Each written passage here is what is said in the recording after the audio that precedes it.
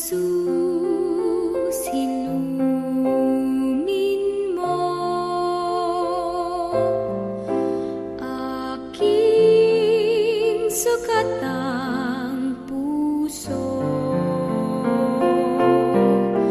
ng aking mahango. Kapwa kong kasimbi ko, aking sugatang diwa at katawan ay gawing daan ng iyong kaligtasan. O Jesus, ilumin mo aking sagatang puso ng aking mahango. Kapwa kong kasimpi ko.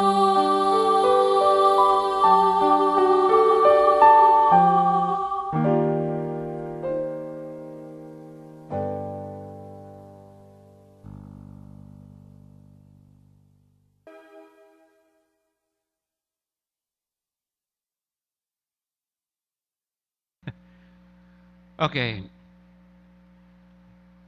Karaniwan, tignan niyo po yung paunang pangusap. Karaniwan ng karanasan na may minamahal tayo sa buhay na pumapanaw. So lahat tayo may karanasan.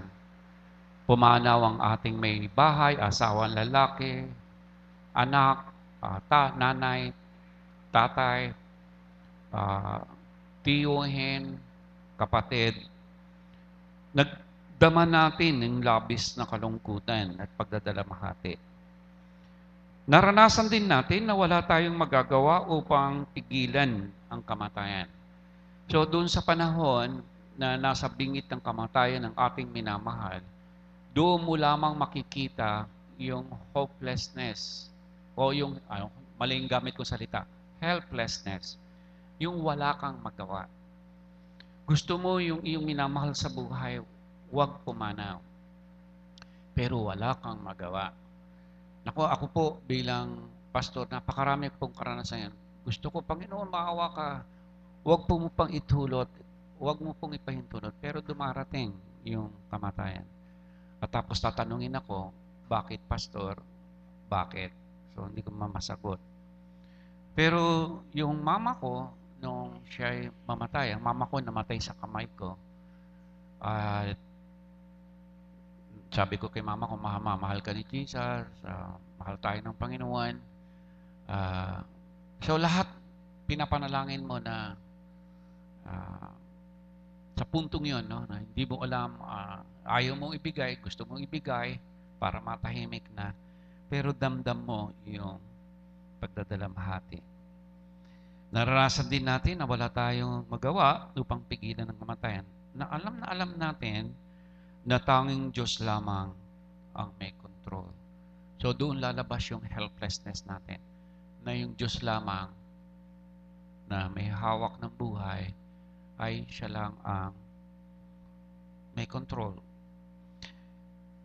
Ganito ang karanasan ni Haring David at ng maraming mananampalataya ni Kristo.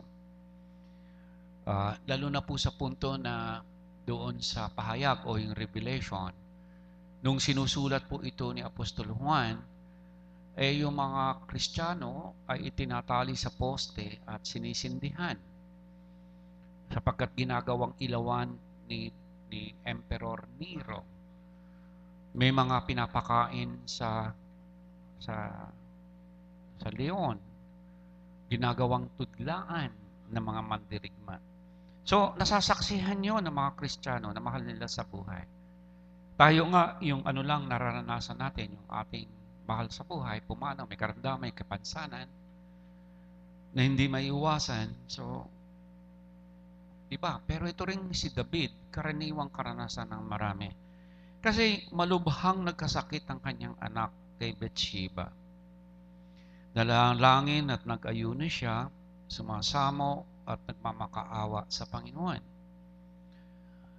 Si Haring David hindi po kumakain, nakasuot ng sako, at pagkatapos nakaupo sa abo. Nang mamatay ang bata, ang wika ni David, balang araw, susunod ako sa kanya, sapagkat hindi na siya makababalik sa akin. Kung gusto niyo po yung buong istorya noon, basahin natin yung 2 Samuel chapter 12, verse 22 to 23. O umpisa po yun sa bandang 10. Dahil siya'y nagkasala sa Panginoon, so sabi ng Panginoon, kukunin ko yung anak mo. Alam ni David yon. Pero nagmakaawa pa rin siya sa Panginoon. So, nung namatay siya, ay biglang naligo si Haring David, kumain siya, nagbihis siya. So, sa kabuuan, itong si Haring David, takang-taka ngayon yung marami. Bakit po ayaw naming bakit ganun ang nyo, yung nung may sakit, hindi kayo kumakain, nung namatay, tsaka kayo tumayo, at parang walang nangyari. Kasi, ang sabi niya, hindi ako makasusunod sa kanya. Dinesisyonan na ng Diyos yan, sapagkat hindi na siya makakabalik sa akin. Ang katanungan sa makatuwid ng mga naulila, saan tayo susunod? Sa mga namatay. Nasaan ang kaluluwa ng namatay? Halina tayo mag-aral sa Panginoon. Okay, napakahalaga ng pag-aaralan natin kasi ang sinosolve natin dito, bunga itong lesson natin, bunga ng tanong ni kapatid na Tess. Wala naman pala si Tess. So, siya yung pinagkukulang ko ng oras at panahon dahil siya yung maraming tanong. Naalala niya? Kaya, well anyway, wala. So, okay. So, ang tanong niya, natutulog lang ang kaluluwa. So, pag namatay ka, pag pinasok ka doon sa nicho, yung kaluluwa mo din nandoon. Yun ang isang aral na kalat sa buong sangkatauhan. So pag-aralan natin, nasaan ba talaga ang kaluluwa ng namatay? Halina tayo mag-aral sa Panginoon. Okay, tingnan natin.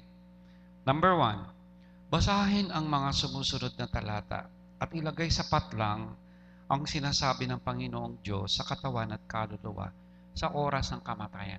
So mayroon pong 5 talata dito, hinati ko sa 2. Pansinin ninyo, yung isang column, katawan, at yung isang column, kaluluwa o espiritu. Batay doon sa teksto, saan napunta ang kaluluwa, saan napunta ang katawan. Okay, umpisahan natin. Pagtyagaan natin, Lucas 23,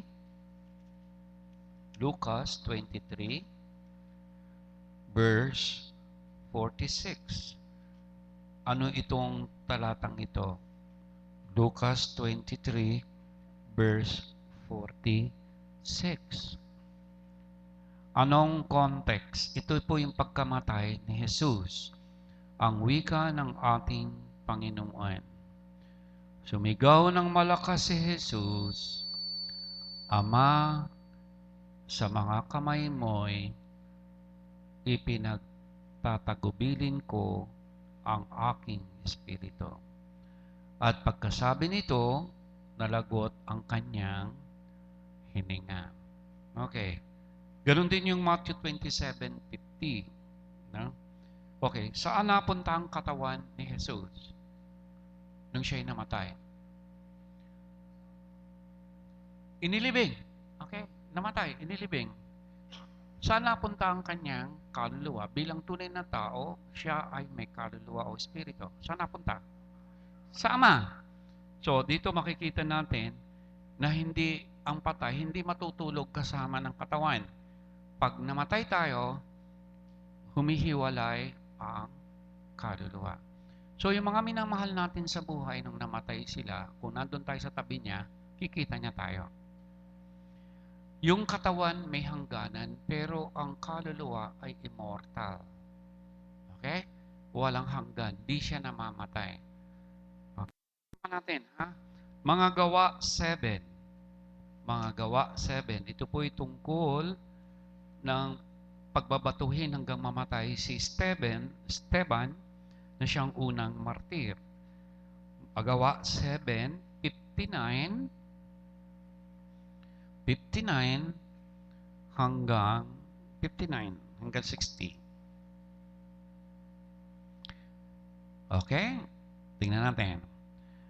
At pinagbabato nila si Esteban, nananalangin naman ng ganito, Panginoong Jesus, tanggapin mo ang aking espiritu. Lumuhod si Esteban at sumigaw ng malakas, Panginoon, huwag mo na po silang panagutin sa kasalanang ito. Okay, kung may ballpen kayo, yung salita ditong espiritu sa Greek ay pneuma. Pneuma. O sa English ay spirit. O kaya ay breath.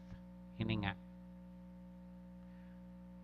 In other words, yung life na galing sa Diyos ay ang inilarawan nyo na pneuma o espiritu o hininga. Hininga na mula sa Diyos. Natatandaan nyo si Adan at si Eva? Hiningahan ng Diyos sa ilong at siya'y nagkaroon ng buhay.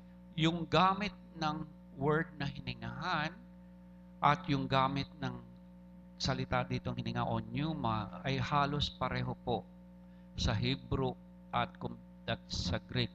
Yung hininga ay yung buhay na galing sa Diyos. Okay, mahalaga po yon. So sa makatwid, sa chapter 8, verse 2, sa chapter 8, yan din po, forward lang, verse 2,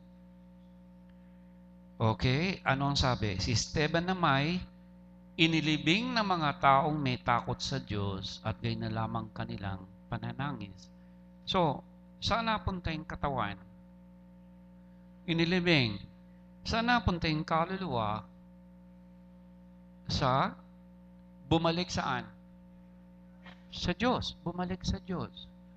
Panginoon, binibiling ko sa iyo ang aking kaluluwa o espiritu. So sa makatwid, pag tayo namatay, ganyan din. Naghihingalo tayo. Pag naghihingalo tayo, tayo lang. Ang maririnig mo, kung magaling yung anak natin, asawa natin, anak natin sasabihin sa atin, daddy o mommy o mama o nanay o tatay, babasahin niya yung banal na kasulatan. Pinapatawad po ang iyong mga kasalanan. Mapayapa ka po, mahal ka po ni Jesus, nadidinig niya yun. Kaya unti-unti yun umaalis yung kanyang kaluluwa at napakasarap ng kanyang madadama na yung ipinangako ng Diyos na buhay na walang hanggan, ang ipinangako ng pagbalik sa Panginoon, yung tunay nating tahanan, ay tatanggapin doon. So, dalawa na yan. Sa mga ngaral, chapter 12, verse 7. Mga ngaral, chapter 12. Pagkatapos po ng kawikaan, ay mga ngaral, chapter 12, verse 7. Ano pong sinasabi sa verse 7? Alalahanin mo siya bago manumbalik sa lupa ang ating katawang lupa at ang ating espiritu ay magbabalik sa Diyos na may bigay nito. So, tatlong pa lang itong talatang ito, sa makatwid, winawasak niya na yung salitang yung kaluluwa ay matutulog na ililibing. Okay? Hindi po totoo yung turong yon. Okay? Kung sino man nagsatuturo nun, nangangarap. I-explain ko kung bakit. Mali ang kanilang interpretasyon doon sa natutulog lang. Kaya merong ang biruan eh. Pag may maganda yung suot mo, ganda ng suot mo, parang natutulog ka lang. Di ba? Minsan biruan natin ganyan, di ba? So, bakit ano ang gamit ng salitang natutulog? Explain ko mamaya. So, tatatlong ito, ang katawan babalik sa lupa, ang espiritu ay babalik sa Panginoon. Okay, tingnan naman natin itong unang hari. Ito ganda to kay Elias. Nung namatay yung bata na anak na nagpakain sa kanyang balo. Maalala niyo yun? Nagkaroon ng taggutom, inutusan siya ng Panginoon na pumunta sa isang balo, na doon sa balo, ang sabi niya, pakainin mo ko. Ang sabi nga nung balo, kami na nga, halos wala, ito na nga, huling-huli na nga kain namin mag-ina eh. Hihingi ka pa. Sige, sabi ni Elias, basta bigyan mo ko, yan ang gusto ng Panginoon. Dahil nananalig yung ina, pinakain niya si Elias. At nagtataka siya yung arena at yung langis, hindi nauubos. Ganito ang nasa Panginoon. Hindi ka magkukulang sa iyong kakanin. Basta pagkagising sa umaga, magpasalamat. May kakainin man o wala, magpasalamat. Pagkatapos, bago matulog, ang dalangin natin, Panginoon, bukas lalakad po ako, o hindi ko po alam kung saan kami kukuha ng kakanin, pero inilalagak ko po ito sa iyong mapagpalang kamay. So, ganun ang pagtingin ng mananampalataya. Ngayon na nangyari kay Elias, biglang namatay yung anak nung balo. So, parang nagdamdam si Elias. Sabi ng Panginoon, pambihira naman, pinakain ako ng balo, tagal-tagal. Tapos kinuha mo yung anak. Okay, tingnan natin yan. So, sa 17, verse 21 and 22, binuhay ni Elias ang anak ng balo. Basahin natin sa 17 hanggang 24. Maiksi lang naman, pero napakaganda po. Hindi nagtagal at nagkasakit ang anak ng balo. Lumuba ang sakit ng bata hanggang ito'y mamatay. Kaya't sinabi ng babae kay Elias, ano'y kinagagalit ninyo sa akin, lingkod ng Diyos? Naparito ba kayo upang ako'y sumbatan sa aking kasalanan at patayin ang aking anak? Kasi ito yung damdamin ng balo eh. Sabi mo, pakainin kita. Sabi mo, paglingkuran kita, ang Diyos ang bahala. Tapos bumalik si Elias, patay na nga yung bata. Kaya ang feeling ni Elias, nung bata, ay sinusumbatan siya. Nung sinusumbatan yung balo. Verse 19, akin ang bata, wika ni Elias. At kinuha niyang bata, ipinahanhik sa itaas, sa silid ng kanyang tinutuluyan, inilagay niya ang bata sa kanyang higaan at dumalangin. Pakinggan ninyo ang dalangin ni Elias. Yahweh, aking Diyos, ganito po ba ang inyong igaganti sa babaeng nagpatuloy sa akin? Magkaitlo niyang hiningahan ang bata. Tingnan niyo ito, tatlong beses niyang hiningahan ang bata, kasunod ng ganitong dalangin. Yahweh, aking Diyos, hinihiling ko po na mangyaring, ito nang take note, ibalik ninyo ang buhay ng batang ito. Dininig ni Yahweh ang dalangin ni Elias at nabuhay ang bata. Tingnan niyo po sa NIV o King James Version, itong verse 21. Ibalik ninyo ang buhay. Ang ginamit po dito sa King James Version ay espiritu o kaluluwa o soul. Sa King James Version, ibalik nyo po ang kaluluwa o ang soul ng bata. Okay? So, yun ang dalangin niya, no? So, sa makatwid, nung namatay yung bata, yung kaluluwa, bumalik sa Diyos. Ang dalangin ni Elias, Panginoon, ibalik mo yung kaluluwa nitong bata o ni espiritu ng bata. At bumalik yung buhay sa bata. Okay, pang-apat na po yan. Sa Lucas chapter 8, balik tayo sa Ebanghelyo, verse 53, 55, Lucas 8, ito naman yung anak ni Jairo na pinagaling ang isang babae. Verse 53, siya'y pinagtawanan nila sapagkat alam nilang patay na ang dalaga. Ngunit hinawakan ni Jesus ang kamay nito at sinabi, Ineng, bumangon ka. Take note ng verse 55. Nagbalik ang kanyang hininga. King James Version, spirit, or NIV, breath, or pneuma sa Greek, na ang ibig sabihin ay life. So, dito, itong 5 Bible verse na ito, maliwanag na yung pag namatay ang tao, yung kaluluwa, bumabalik sa Diyos, bumabalik sa may likha, at yung katawan may iwanan. Okay? Maliwanag na po ba yun? May tanong pa po doon. Sa makatuwid, ang ibig sabihin ng death, yung salitang kamatayan, temporal death, yung physical death, hindi yung walang hanggang kamatayan, yung impyerno, yung death, yung kamatayan ng physical. Ang paghihiwalay ng tawan at kaluluwa.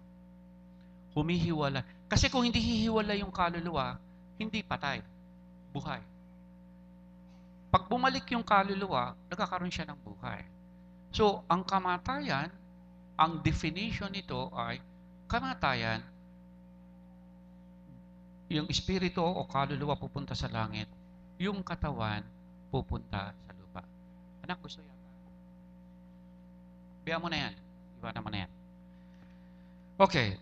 Number 2, saan tutungo ang kaluluwa ng mananampalataya ni Kristo at ng hindi nananalig? Yung sumasampalataya si Kristo at ng hindi nananalig. Kapag sinabi kong ganoon, ang ibig sabihin noon ay ganito. Teka ba na, mayroon akong titignan na isang Bible verse, ha? Hindi ko na ilagay dito eh.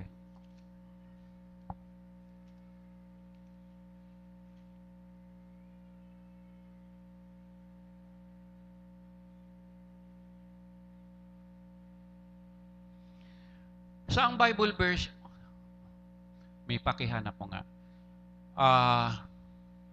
Pagkatapos ng kamatayan ay paghatol.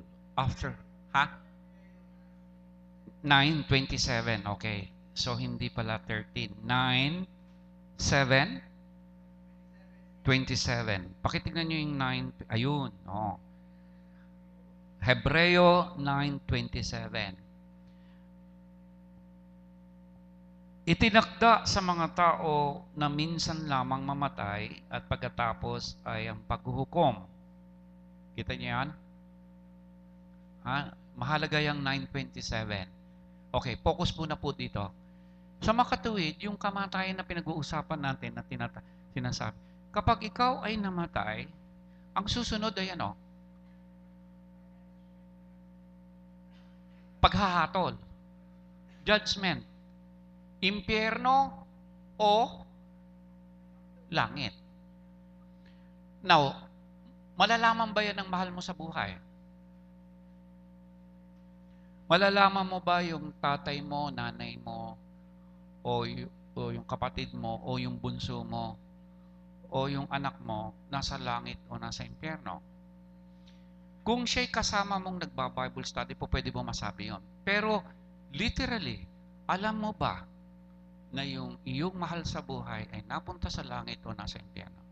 Hindi natin alam yon. Okay? Masasabi natin, halimbawa, sa buhay niya, halimbawa lang ito, pag ako'y namatay, sasabihin nyo, nasan ako?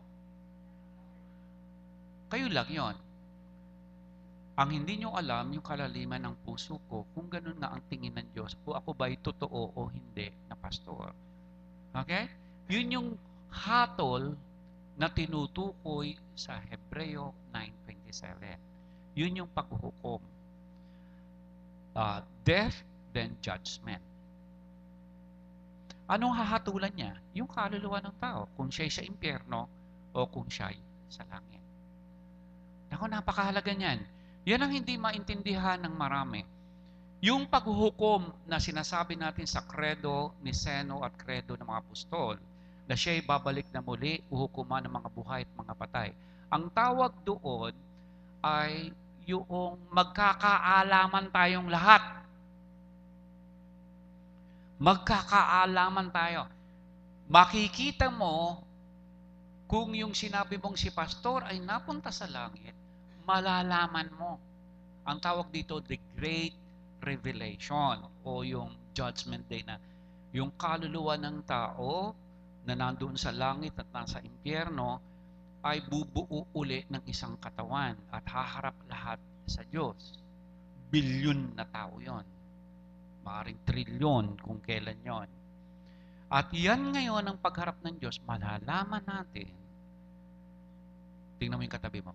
Tingnan mo yung katabi mo. Tingnan mo. Okay. Tingnan mo yung nasa likod.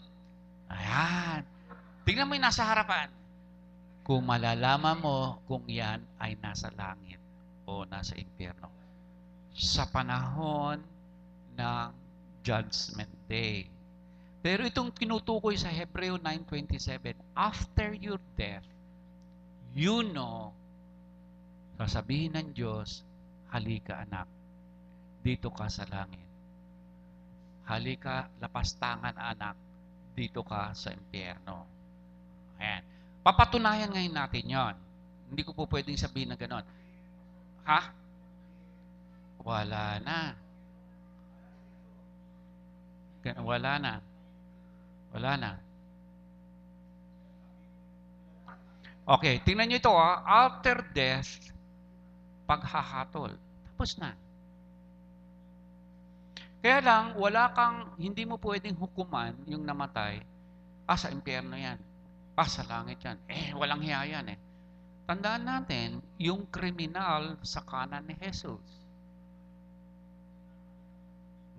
Sabi niya, simple-simple, ngayon din, kakasamahin kita sa paraiso. So you do not pass judgment. Okay? Okay, don't make any judgment. Okay, paliwanag na tayo doon? Ha?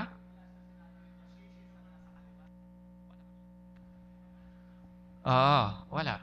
Basta may judgment ang Diyos.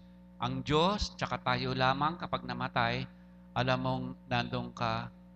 Kaya kapag nagising ka sa umaga na mainit, mabuti tumayo ka kagad, baka iba na yung apoy na yon.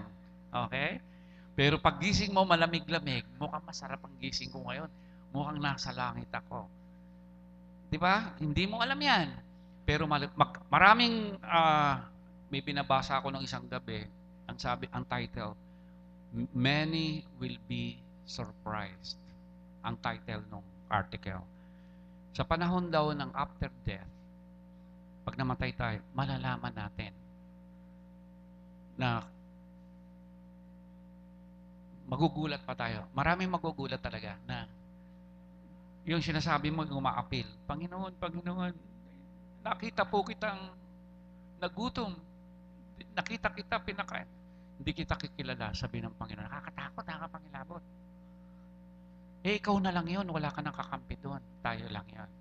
Kaya nga, nakakaawa, no? Nakakaawa. Ang attitude ng pastor, kapag merong tumitiwalag na, ayaw na, hindi ka na, ayoko na, pastor, tsaka na lang, ako na lang bahala sa buhay ko.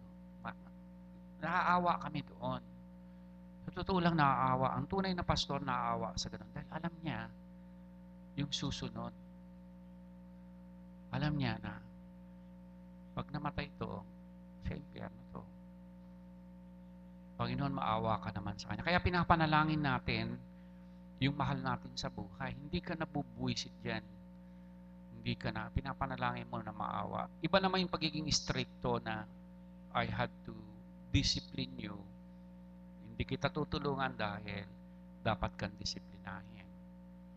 O ginagawa ni nanay tatay, wala kang baon dahil o kaya hindi ka kakain ngayon dahil o kaya ganyan, dinidisiplina mo ang bata. Okay, tingnan natin ngayon, saan ang tungo ng kaluluwa?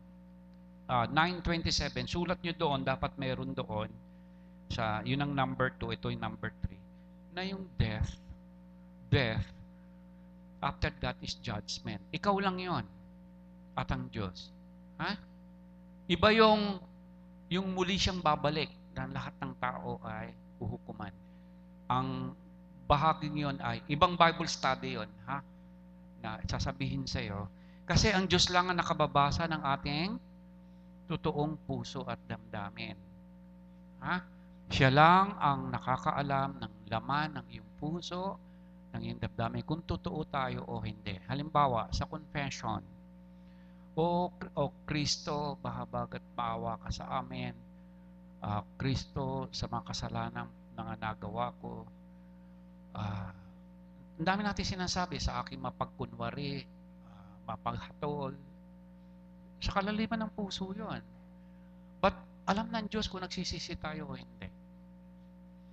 Alam ng Diyos kung tayo ay naglalaro lang o hindi. Nakakatakot yan. Kasi kapag dumating ang kamatayan, immediate yun. Kahapon, naawa ko dun sa isang pulis. Palabas, kasama niya yung 2 anak na lalaki. Asawa niyang babae. Kitang-kita dun sa TV. Yung lalaki, nagpatago-tago pa, binaglang nilapitan yung kotse. Kotse, pak. Tapos mayroon pang isang taong nung nabangga, pak.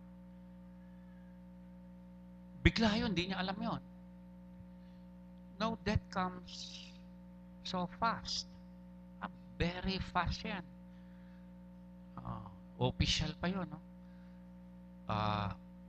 Napakabilis niyan. Napakabilis. I have seen it so much. Kakatakot, nakakapangilabot. Patay yung katawan, pero yung kaluluwa nga, hihiwalay. Yun ang judgment. Impyerno o langit.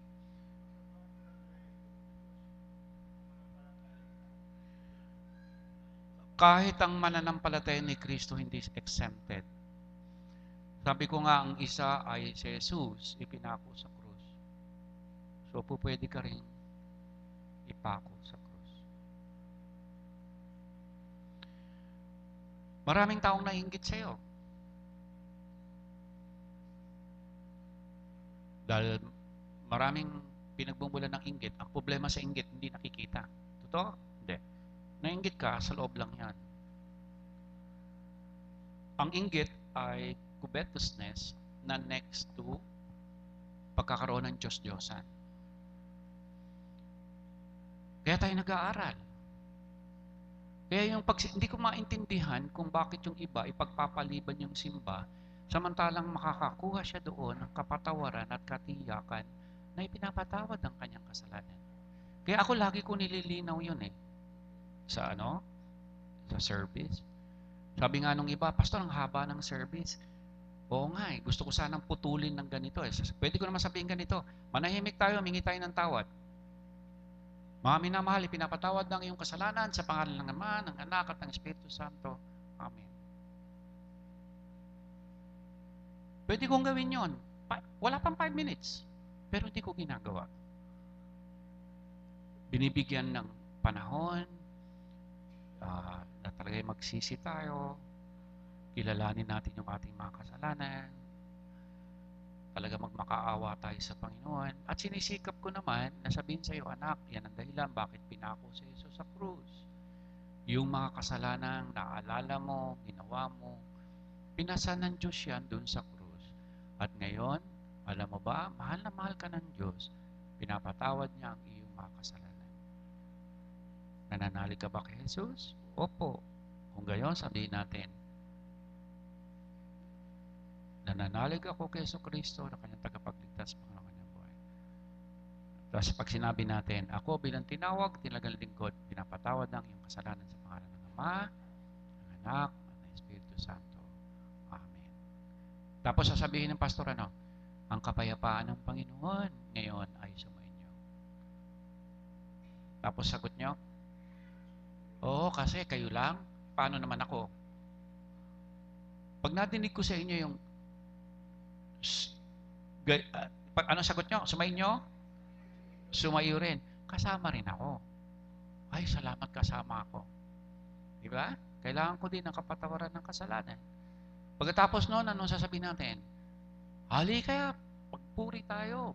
Magpasalamat tayo sa Panginoon. Pwede tayo magsayawan dyan kung gusto natin. Yun ang buong liturgy. Tapos madidinig natin ang salita niya. Kaya hindi ko maintindihan na pwedeng ipagpaliban ng pagsisimba. Kung merong hindi, dapat ipagpaliban ang pagsisimba, ang pagpa-Bible study. Huwag mong isakripisyo yan. Yan ang magliligtas. Ito lang pinag-aaralan natin ngayon. Aba, ganyan pala yan. Pag namatay pala ako, hindi ko dapat matakot dahil alam ko yung Kristong Panginoon, sasalubungin ako kasama ng mga anghel at dadaling ako sa langit. Okay, ngayon po 8:15. May 15 minutes na lamang tayo. Pipili tayo ngayon kung saan tutungo ang kaluluwa. Tingnan natin yung unang Pedro 3:19. Dito po, yung unang ginunaw ng Diyos ang sandaigdigan sa pamamagitan ng tubig, na ang naligtas ay wawalo, si Noah at ang kanyang pamilya. Lahat ng tao ay napunta sa impyerno. 3:19. Sa kalagayang ito, kaya natin sinasabi sa kredo ni Seno o kredo ng mga apostol at siya'y bumaba sa impyerno. Di ba? Na ikatlong araw, siya'y nabuhay na maguli. Ito po yun. Ito po yung nire-recite natin yan. Nasa kalagayang ito, ano yung kalagayang ito? Yung verse 18. Sapagkat si Kristo'y namatay para sa inyo, namatay siya dahil sa kasalanan ng lahat. Ang walang kasalanan para sa mga makasalanan, upang iharap kayo sa Diyos. Siya'y namatay ayon sa laman at muling binuhay ayon sa Espiritu. Sa kalagayang ito, pinuntahan ni Jesus at inaralan ang mga espiritong nakabilanggo. Ano yung espiritong mga nakabilanggo? Yan ang mga espiritong ayaw sumunod nang sila'y magtiyagang hinihintay ng Diyos noong panahon ni Noe, samantalang ginagawa nito ang daong. Ang translation nito ay gahana o inillustrate ito ni Pedro na kasi doon sa Jerusalem, meron pong tapunan ng basura. Katulad ng yung nung araw dito sa yung tapunan natin dito. Yung di ba tinatapon yung basura natin diyan, isang bundok diyan, kaya doon sa Smoky Mountains. Merong ganun sa Jerusalem. Ang basura ng buong Jerusalem doon ilalagay. Walang katapusan na apoy. Okay, sinusunog doon. Meron din po silang gano'n nung araw. So doon nila inihahambing ang impyerno na pinupuntahan ng mga kaluluwang masama o mga namuhay ng laban sa Diyos.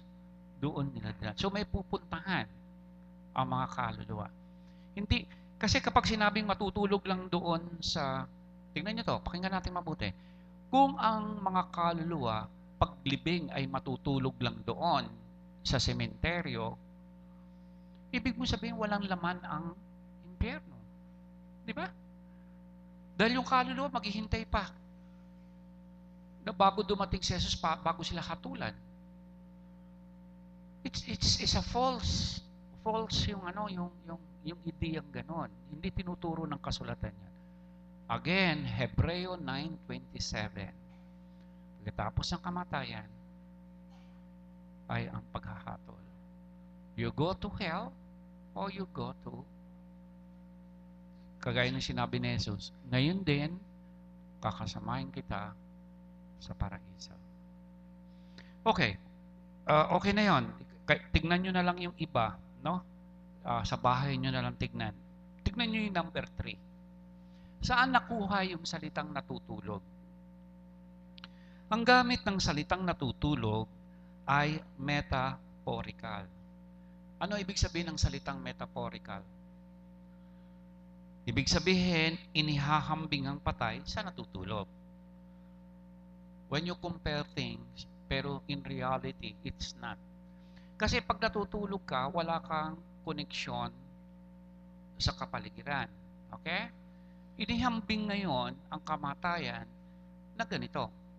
So, ang gamit ng salitang natutulog in the Jewish sense, yung Jewish sense, at culture ng mga Hudyo, ng paggamit ng metaphorical at ginagamit din ni Jesus yan. Halimbawa, ako ang mabuting pastor. Si Jesus ba talagang pastol? Hindi naman. Inilalarawan siya na bilang isang pastol. Pero hindi siya pastol. Diyos siya, di ba? Ako ang pintuan. Ibig sabihin si Jesus ay pintuan. Hindi, ibig sabihin, kay Jesus tayo mapasok tungo sa buhay na ganap. Ang tawag doon, metaphorical. So, yung paggamit ni Jesus at ng mga alagad at ng mga apostol sa salitang natutulog para i-describe ang patay ay metaphorical. Dalawang salitang Greek ang gamit sa natutulog sa patay. Una, katetiodo, Mateo 9:24, Marcos 5:39, Luke 8:52, o natural sleep. Ikalawa ay ang koimomai, Matthew 8:13, Luke 9:45, John 11:12, Acts 12:6. Now, kinote ko po yung Vine Expository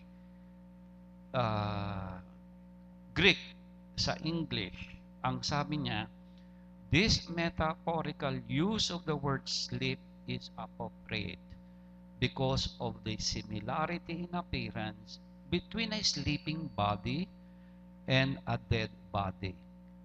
Restfulness and peace normally characterize both. So, yun ang gamit ng salitang natutulog. Kaya pag sinabi ni Jesus natutulog lang yan, and then I will show you, binuhay niya. No? But still, he asked yung kaluluwa na pumunta doon. Natutulog, talaga ginising niya. And God has that power. Okay? At sa kabuuan, yun ang gamit ng salitang natutulog. Yung isang patay. Kaya, ang ginawa na ngayon ng iba, natutulog. Doon lang sa sementeryo yan. Hindi nila ngayon makita yung kabuuan ng turo ng banal na kasulatan na merong ang in-equate lang nila yung paghuhukom. Doon lang magkakaalaman. It's not true. Sapagkat Hebrews 9:27, after death, may paghahatol. May paghahatol. May judgment kakagad. So, ang mangyayari sa judgment day na pagdating ni Kristo na ang mga patay ay bubuhay na maguli at ang mga mananampalataya papalitan ng ating katawan ng glorious body o katulad ng katawan ni Kristo ay mangyayari sa panahon ng muling pagkabuhay. Doon, malalaman natin kung si tatay, si nanay, si mama, si lolo, si lola, si kuya, si ate, si bunso, yung matalik nating kabarkada, kaibigan, ay nasa langit. Yung kamembro natin, si pastor, ay nasa langit o nasa impyerno. Baka sabihin mo pa, magulat tayo, pastor, ba't ka nandyan? Patay. Huwag kayong maingay. Si Pastor Manuel nandun sa baba. Nandun ako, nakatungtong ako. Baka mahulog ako. Paglitaw naman ang ulo ni Pastor Manuel, huwag kang maingay. Pastor Alex nandun sa iyo, nakababa na. So pare-pareho kaming pastor nasa impyerno. That is a possibility. Bakit? Dahil Santiago 3:1, kaming mga guro ay hahatulan ng mas mahigpit kaysa sa kanyang tinuturuan.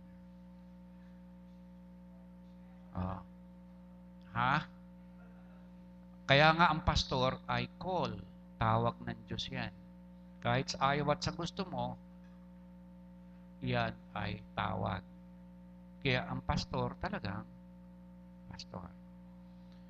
Kaya ang pastor hindi ginagawang katatawanan o ang pastor ay hindi ginagawa. Yan, pinagpipray natin lagi si pastor. Tulungan niyo si pastor, tulungan niyo ang aming mga pastor. Sana maging tapat sila sa salita. Sana wag silang mawala sa pananampalataya. Dami kong nakitang pastor na nawala sa pananampalataya. Lalo na nung napunta sa Amerika. Maraming pastor nawala. Basta masa Amerika lang, siya sakripisyo nila ang napakarami. Napakarami ko pong nakitang ganyan. Meron pa akong personal na inirekomenda, naghanap buhay lang sa Amerika. So, huwag nating sabihin yung ano. Kaya nga, okay, i-conclude na natin. Pakinggan natin mabuti, ito yung pinakamahalaga. Huwag kang matakot, mahal ka ng Diyos. Yan ang dahilan kung bakit si Jesus ay namatay sa krus.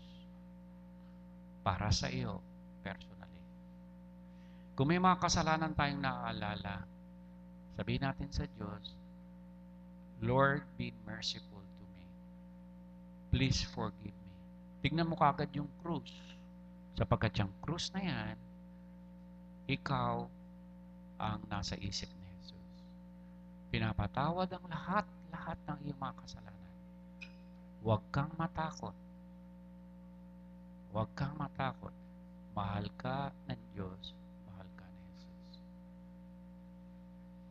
Ganun lang ang talagang mahalaga. Hindi mahalaga yung pupunta saan yan, maglalakbay ba yan. Wala yan. Kaya, dumadalaw ba ang patay? Hindi dumadalaw yan. Kasi nga, pagkatapos ng kamatayan, ay hatol. Ano yung nakita ko? Naalala ko napatay ang lola ko. Yung lola ko, mahal na mahal ko yan dahil yung nag-alaga talaga sa akin. Nung namatay ang lola ko, galing ako sa eskwela, nakita ko yung bahay na tinitira namin. Ang daming tao. Pagdating ko sa bahay, nagiiyakan. And then, nakita ko yung lola ko. Patay. I cried and cried and cried and cried and cried. Hindi ko alam kung bakit. Iyak ako na talaga ng iyak nun. Ako lang mag-isa, iyak ako ng iyak nun. Ang ganawa ko, umuwi. Nandito na kami nakatira sa dati namin. Ngayon tinitira namin. So, nang I went there, meron akong hinanap. And it was 6 o'clock or 7 o'clock in the evening. Ako lang mag-isa sa bahay, ang dilim-dilim. Hindi ko mainiisip yung so forth and so forth. Biglang may humipo sa akin, ang lamig-lamig. Yung hagdanan, natalong ko. Tapos nag-isip ako nung nandun ako sa labas, teka muna, ang turo sa amin sa Sunday school, wala, hindi bumabalog ang ano. Mahal ni Jesus ang lola ko. Bakit ganun si lola? So, buburahin ko, sino yon? Diablo. Gusto ko mawala sa pananampalataya. Gusto tayong mawala sa pananampalataya. Anong papanaligan ko? Ang turo ngayon ng Diyos sa pamagitan ng kasulatan o ang sabi-sabi o ang haka-haka? Kung merong magpapakita sa iyo, sabihin mo sa pangalan ni Jesus, ang mahal ko sa buhay nasa langit. Sa pangalan ni Jesus, ang mahal ko sa buhay, tatay ko, nanay ko, mahal ng Diyos. Ganun po yan. So we cry because humiwalay na, pero sabi nga ni David, hindi ako makakaparoon sa pupari niya, pero balang araw, magkikita kami doon. Okay, susunod ako. Okay po? Napakahalaga po niyan. Amen po ba? Okay, so, mahal ka ng Diyos. Huwag mo kakalimutan yan. Mahal ka ng Diyos. Hindi kanya pababayaan, tapat ang Diyos sa kanyang pangako sa iyo. Lumapit ka, kayong napapagal at nabibigatan sa inyong pasanin. Bibigyan ko kayo ng kapahingahan. Okay? Tumayo tayong lahat. Tayo manalangin.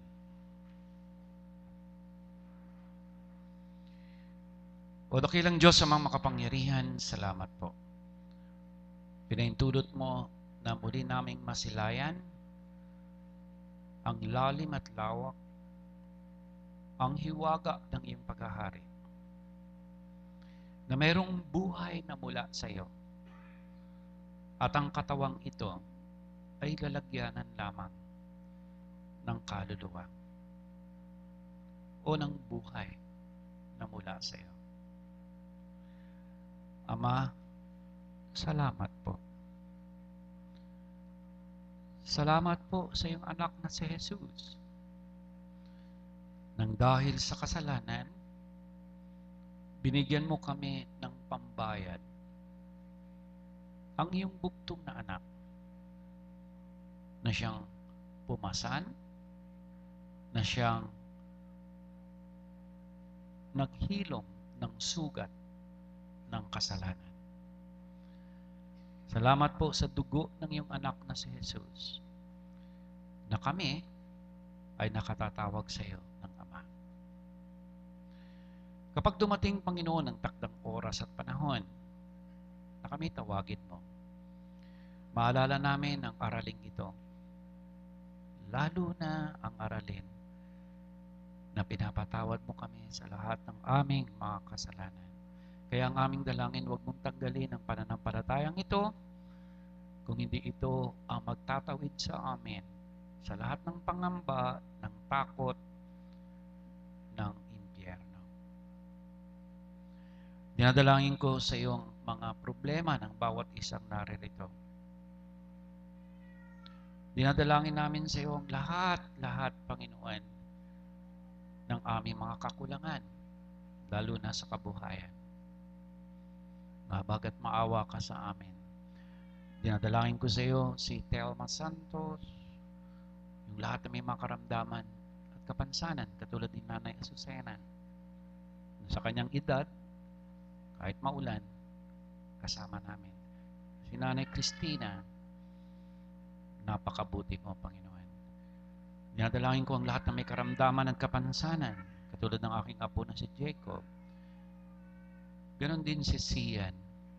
Salamat po, Panginoon. Patuloy mo siyang pinagagaling sa kanyang karamdaman at kapansanan. At Panginoon, dinadalangin ko sa iyo, lalo na ang mga balot, ang mga ulila, ang mga iniwanan. O Panginoon, ikaw ang Diyos na makapangyarihan. Di mo kami papabayaan. Ito ang aming pagsamo. Na sa aming pag-uwi, kami iyong samahan, ilayo sa masama. Sa aming pagtulog, kami iyong ingatan. Sa pangalan ni Jesus na nagturo sa aming manalangin ang Ama namin, na amin po,